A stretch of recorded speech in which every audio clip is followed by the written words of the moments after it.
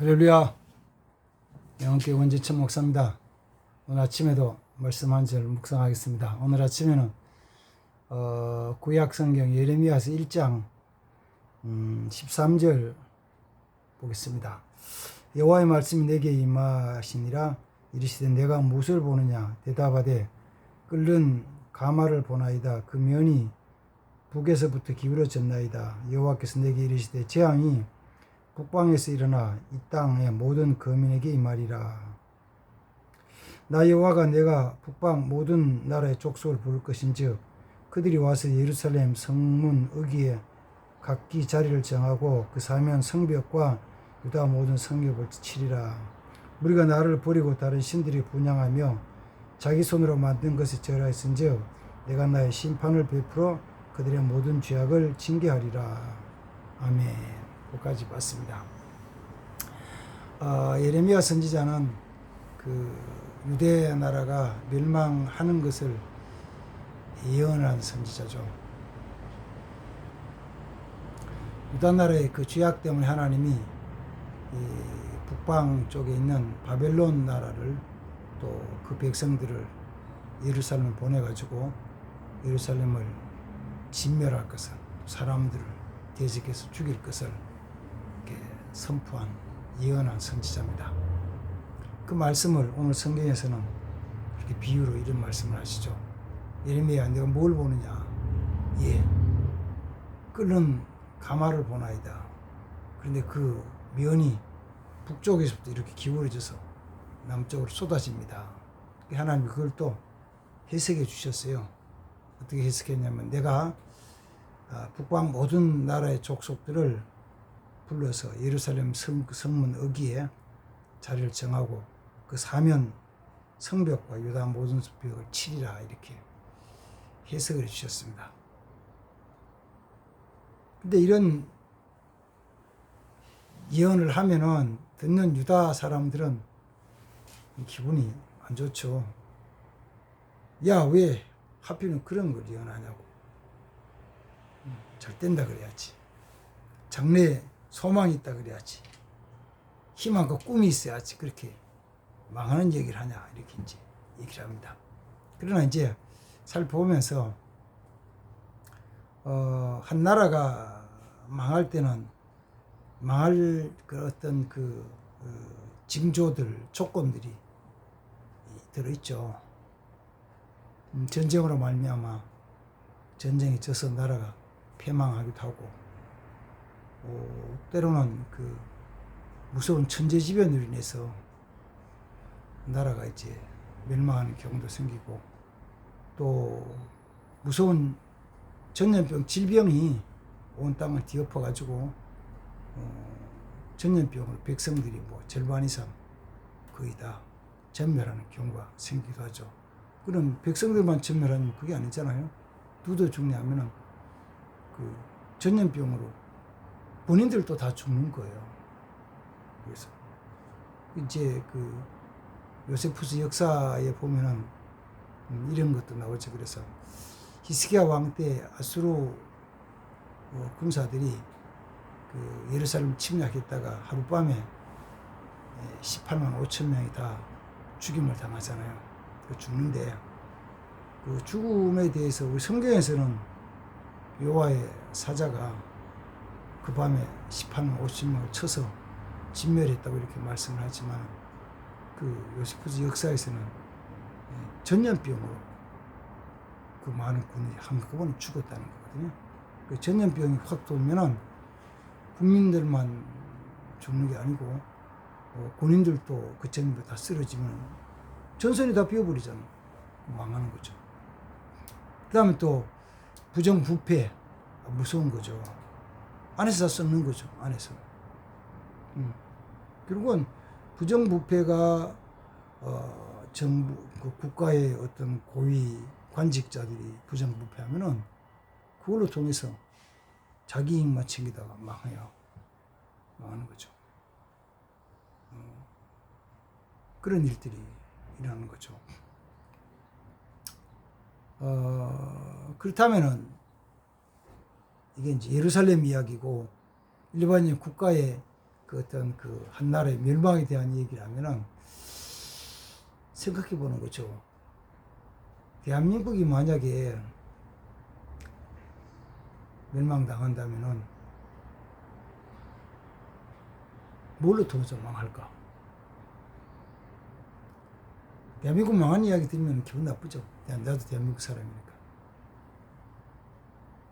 근데 대한민국은 뭐 다른 것보다가 가장 위험한 것이 사상적인 대립이죠. 사상적 대립. 현 상황으로 본다면 이런 거잖아요. 노조나 또 주사파나 정교조나 이런 그 어떤 사상적으로 북한을 동조하는 그런 세력하고, 그다음 또 자유주의를 표방하고, 그다음 보수를 주장하고는 태극기 부대들에 대한 부딪힘이죠. 그는 뭐 어떤 사회현상적인 광화문의 그 사건만이 아니고 정치계에서도 똑같고, 산업에 가도 똑같고, 학교 교육과도 똑같고. 그래서 정교조와 일반 교사들, 또 회사에서는 노조와 노조 아닌 일반 사원들 사이에서 그저 뭐 끊임없이 분쟁을 하는 거예요. 쉽게 얘기하면은 휴일이 되면은 3일절이나 또 뭐 지나간 6월 6일 현충일, 또 아니면 8.15, 아니면 10월 3일 개천절, 10월 한글날 공휴일 되면은 지금도 늘 전쟁하는 게 이거잖아요. 광화문에서 누가 집회 신청을 하고 허락을 받아 집회할 거냐? 누가 했느냐?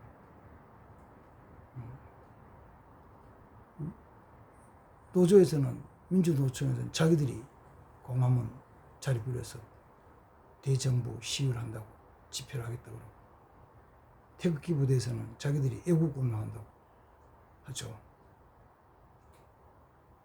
그러면 한쪽이 먼저 신청에 자리 잡으면 다른 한쪽은 저쪽 구석에서 아니면 인접한 자리에서 시위를 합니다. 그전에는 보기 싫은 쪽에 잘못된 것만 탁 찍어가지고 뭐 이것저것 뭐 언어가 그렇게 교통이 문제고, 그다음 뭐 쓰레기가 문제고 뭐 이렇게 막 비춰줬죠. 근데 이제 이런 게 있잖아요. 자기들 입장에서는 서로가 얘기하는 거예요. 우리는 절대로 극렬하거나, 그다음 또 법을 지키지 않는 일 없이 준법을 지켜서 집회를 한다, 그렇게 얘기를 해요. 그러니까 그 안에는 그 좀 극단적이고 극렬한 사람도 있죠. 있어요. 그래서 상대방을 보면서 아우 저거는 막 아주 목숨 걸고 막 하는 자들이라고 욕하고 비난하는 사람들이 섞여 있죠. 있어요.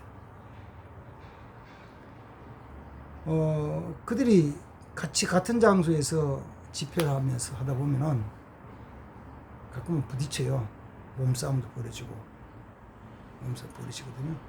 그래서 경찰은 최대한도로 서로 부딪히지 않고, 그래서 준법을 집법을 지켜서 평화로운 것한테 집회라고 해산하기를 바라고 이렇게 잘 서로 하죠.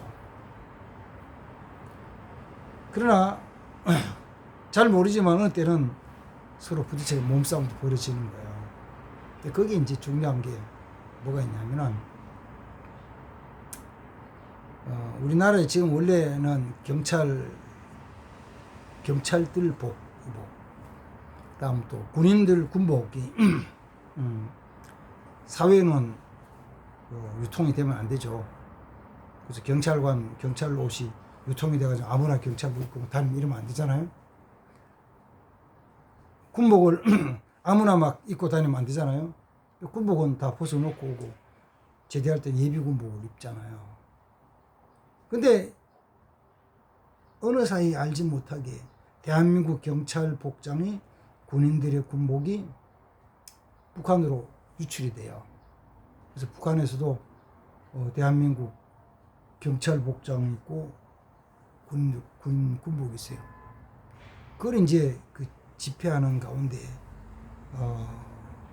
불순한 북한 군인들이 경찰 특수부대들이 경찰복을 입고 군복을 입고 시위 현장에 감시처럼 안내하는처럼 나타나가지고 지켜보다가 몸싸움이 벌어지면은 이걸 해산시켜야 되잖아요. 분리시켜야 되잖아요.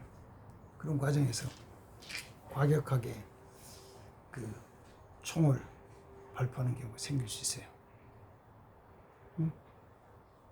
그러면 북한에서 온 북한의 특수 공작원들이 경찰복을 입고 혹은 군복을 입고 이 태극기 부대와 그 노조와의 그 몸싸움에서 분리시키는 총을 발사한다면은 여러분 생각 어디 쪽을 쏠 것 같아요? 북한의 특수부대원들이 태극기 부대를 향해서 총을 쏠까? 아니면은 민노총이나 아니면 그 주사파들이 하는 그쪽에 총을 쏠까? 어느 쪽이라고요? 태극기 부대? 그럴 수도 있겠죠. 그렇게는 하질 않아요. 어디 쏘냐면은 민노총이나 그다음 또 주사파 쪽에 그쪽에다가 반정부 시위하는 쪽에다 총을 쏴요. 사람을 죽여요. 총이 나오는데 보니까 경찰복을 입은 경찰관이 총을 쏴서 막 죽이는 거예요. 그러면 그 옆에 있는 동료들 어때요? 와, 씨, 이게 뭐야? 그래서 과격해지고 피를 본 군중들이 자기들을 향해 쏘는 것이 경찰이라고 생각을 하고 경찰과 붙어서 총격전이 벌어지면서 전쟁이 시작되는 거예요. 대한민국 전쟁은 어디 시작하면 광화문에서 시작해요. 휴전선이 아니에요. 서해안이 아니라고. 전쟁은 광화문에서 시작된다고요. 광화문에서. 그러면은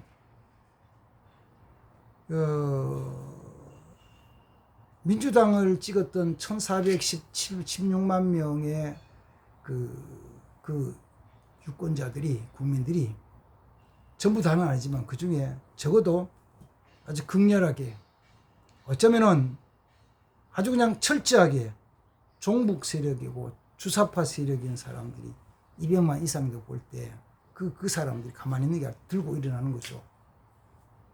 뭐 지역적인 거 들어서 죄송할지 모르지만 전라도 지역부터 시작해가지고 강력히 드러나가지고 경찰서를 습격해가지고 무기를 습격해서 무기를 가지고 지역에서 내란이 일어나는 거죠. 그런 사건들이 뭐 대구 10월 사건, 여순 수천 반란 사건, 제주도 4.3 사건, 광주 5.18 사건들도 결국은 그런 쪽이에요. 물론 나중에 보면은 실제로 뭐 경찰관하고 군인들하고 싸움을 하고 하지만 시작은 어떤 때는요 그렇게 해서 시작시키는 거예요. 전국적으로 일어나가지고 내란이 일어났다 그러면은 유엔군이 참여해야 하네요. 내란이 일어나면 유엔군이 참여 안 해요. 할 수 없어요. 내란이면 그냥 보고만 서 있는 거예요. 자기만 지키고 있는 거예요. 온 난리를 지키면은 그때 북한의 특수 군인들이 급습을 해가지고 내려오면 그쪽에 이쪽에도 해도 저쪽에도 막 군인들이 정신을 못 차리는 거예요. 그럼 다 무슨 일이 생기냐면은 아주 극렬주의자들 주사파들이나 종북 세력들은 김정은이 환영대회를 하는 거예요. 김정은이 환영대회. 옷이 없어서 우리를 해방시켜줬어. 이 땅 해방, 저 침략군, 점령군인 미군을 쫓아내 주십시오. 이렇게 해가지고 사태가 수습되기 어려워져가지고. 나라가 북한에 원하는 대로 그 연방제 통일로 가게 될 겁니다. 그러면은 북한에서 북한 김정은은 그래서 처음에는 이러죠. 안정해야 됩니다. 절대로 안정해야 됩니다. 공무원들 자기 집 다 자기 유지할 겁니다. 절대로 다 유지할 겁니다. 직장, 사업장 전부 안정하십시오. 그래서 정권을 장악한 다음에는 이제 학살이 시작되죠. 학살이 시작되면 이런 거죠. 어느 때나 민주주의 사회에서 반대 의견이 나오고 공산주의에서 반대 의견이 나와요. 특히 지금 민주주의 사회에서 살던 사람들이 공산주의 사회에 반대 의견이 안 나오겠어요? 반대 의견이 나오죠. 나오면 처음에는 그 반대 세력들을 부정척결세로 몰아서 하는데 대상이 누구요? 1번 기독교 교회죠. 교회예요. 목사들이에요. 그래서 반대 세력 내는 사람들을 척결 사살하는데 얼마나 하냐? 기본이 1000만 명이라는 거죠. 기독교인이 1000만 명이니까 공무원 군인들이 1000만 명. 그리고 그거 중간쯤 200만 300만 가면 이거 못 살겠네 싶으면 어떻게 해야 돼요? 도망가야 되는. 도망을 어디로 가요? 해외로 가는 거를 망명이라 그래요. 그렇지 않으면 그 난민들이 되는 거예요. 난민이 도망가겠다 하는 사람은 1000만 명 되는 거죠. 그럼 1000만 명 어디로 가요? 제일 가기 좋은 데가 어디예요? 제일 가기 좋은 데가 가까운 일본이에요. 부산에서는 쪽비만 타도 바람 잔잔한 날은 대마도 건너가잖아요. 가는 거예요. 그래서 사실은 전 정권 때 일본 의회에서 의결안 중에 하나가 있어요. 의논한 거죠. 의논한 게.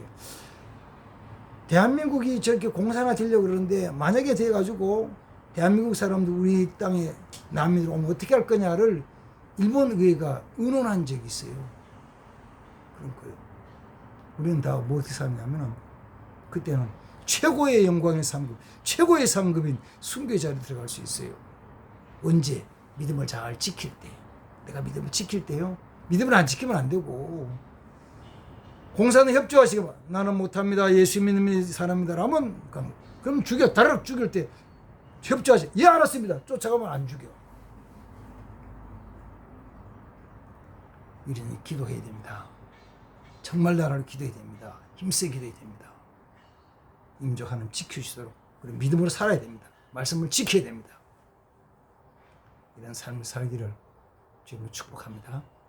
하나님 아버지, 오늘 아침에도 말씀 묵상하오며 이 말씀 우리 마음에 늘 새기게 하시고 정말 나라 민족 위해서 믿음을 잘 지키는 자 되게 하옵소서. 말씀대로 순종하는 삶이 되게 하옵소서. 예수님의 이름으로 축복하며 기도합니다. 아멘.